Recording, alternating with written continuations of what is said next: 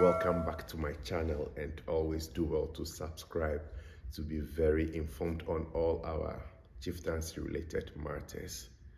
Anyway, one particular question that kept popping up in my inbox after my earlier episode is about whether chiefs in Ghana or traditional authorities can openly declare their political stance for a particular political party.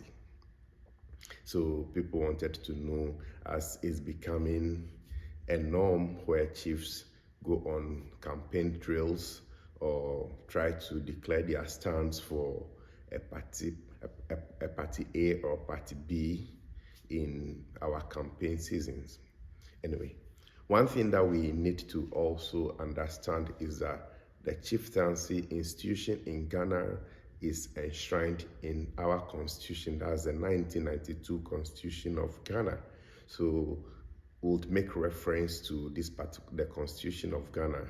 Though we have the Chieftaincy Act also, this particular question is addressed in Article 276 of the 1992 Constitution of Ghana. So Clause 1 of Article 276 clearly states that chiefs or traditional authorities cannot participate in active party politics. And people would argue that it's a gray area because how's the interpretation of active party politics? But the same clause 1 continues to say that any chief who is interested in election or to be elected into parliament must abdicate their stool before they participate in active politics. So it's to say that chiefs cannot declare their stance that they want to stand as members of parliament on any political party or even as an independent person. One reason why our framers of the constitution will come out with such a clause or article is also because chiefs are seen as fathers, because a father would have different children and the children will have different stance, different perspectives and different views. And when these children are arguing, the onus lies on the father to unbiasedly reprimand the children or try to resolve the impasse between the children. So when a chief is making a stance or taking a particular stand, he's already biased and cannot resolve such issues because our chieftaincy institution predates our democratic era. Chiefs have been there, chiefs have been ruling our various communities before colonizations, before we started democracy in Ghana. So chiefs must always resolve issues without any political lens. So it's prudent that our chiefs always maintain this level of neutrality because there may be conflicts, though we have conflicts within the chieftaincy institution, but we may likely have political conflicts. And when these conflicts arise, we would expect that where we have no one resolving the issue or the issue persists, our traditional authorities must come in to help us resolve such issues amicably.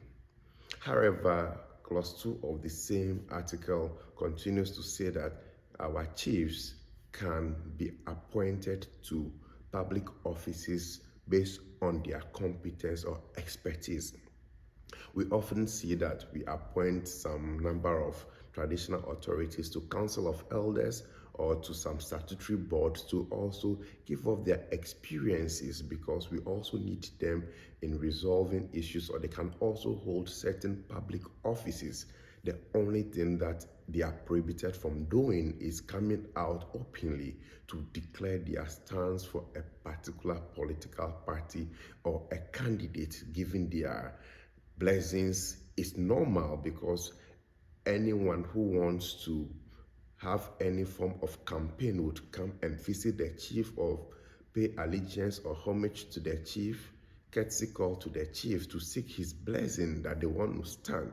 So with that, anybody who comes, the chief cannot say, I don't want you to come to my palace, or I'm not giving you my blessings. Every political or every party member that comes to the palace would receive the blessings of the chief. But for the chief to say, I'm giving my blessing to only A, or my subjects should only vote for a particular candidate while we have so many people standing is against the law. Now, people also asked another question about what if the candidate, maybe for presidency or for parliamentary candidate, is coming from the particular hometown or that place of the chief, and he would also want such a person to stand and win, since it will bring development to their place. One thing is, politics, you never even know the outcome, and it's very detrimental to openly declare your stance. You may give your blessings, but you can also use parables to indicate that it's your son. It will be your desire for him to win.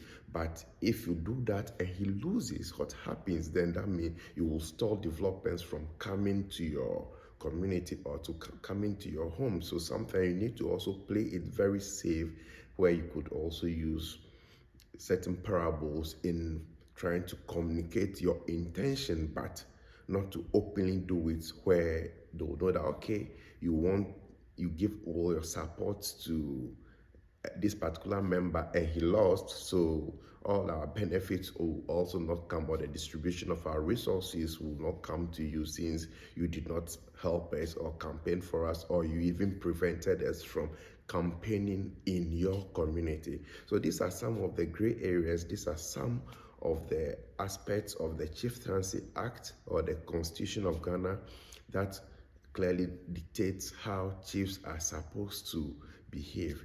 Thank you so much for watching. I hope you've learned something new, and keep your questions coming in the inbox section. Your question may be the next one to be addressed. Thank you, and keep subscribing to my channel.